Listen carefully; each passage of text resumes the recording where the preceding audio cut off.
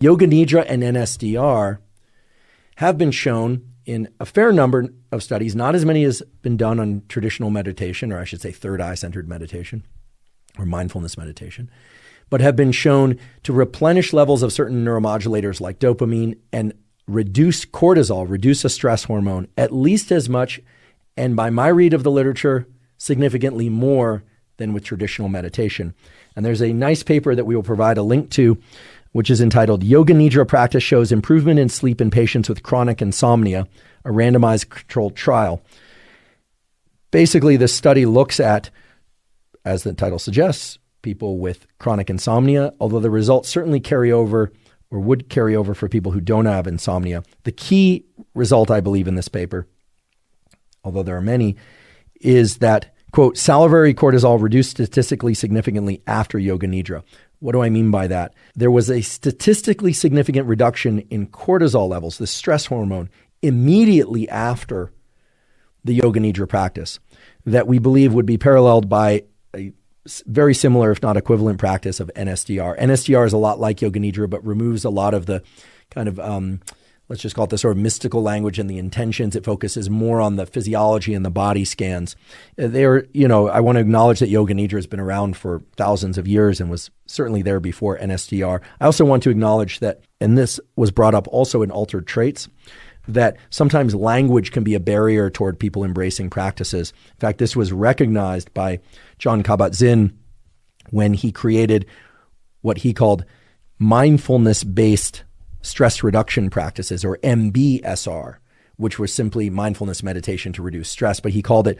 MBSR, mindfulness-based stress reduction, as a way to bring it into the clinics that would otherwise perhaps be averse to something called mindfulness meditation. Again, this gets more to the sociology and the cultural aspects than it does to any specific utility of one practice versus another.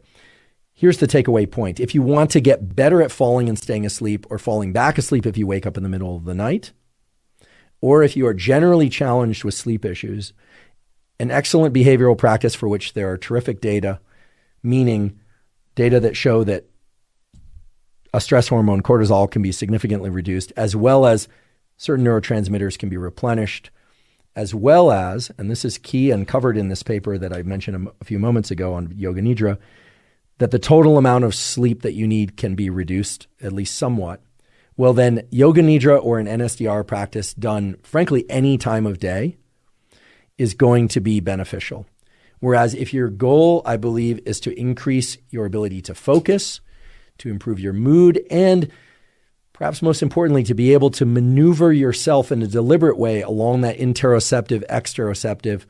or interoceptive dissociative continuum that we've talked about so much, and to really shift your default mode network from one of being a mind wanderer to somebody who can focus and who, frankly, is happier, well, then a more traditional third eye center type meditation or a more traditional exteroceptive focused meditation would be beneficial. Again, which one of those you choose, either focusing inward or focusing on a point outside of you,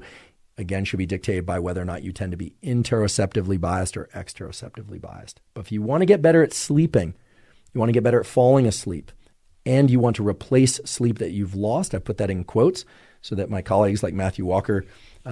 don't come after me with, what would you come after me with, Matt? Probably with an alarm clock and, blankets and a pillow or something of that sort. In all seriousness, it's very clear that replacing sleep that we've lost is an area of research that's still active and ongoing, but NSDR and Yoga Nidra are very promising, if not downright useful, for replacing sleep that you've lost. Certainly, the small amount of data that exists now point to the fact that they are, not the least of which is a beautiful study published out of Scandinavia showing that a 30-minute Yoga Nidra, aka NSDR practice, can replenish levels of dopamine, which puts people in a position to be more action-oriented and focused, et cetera, when they come out of the Yoga Nidra.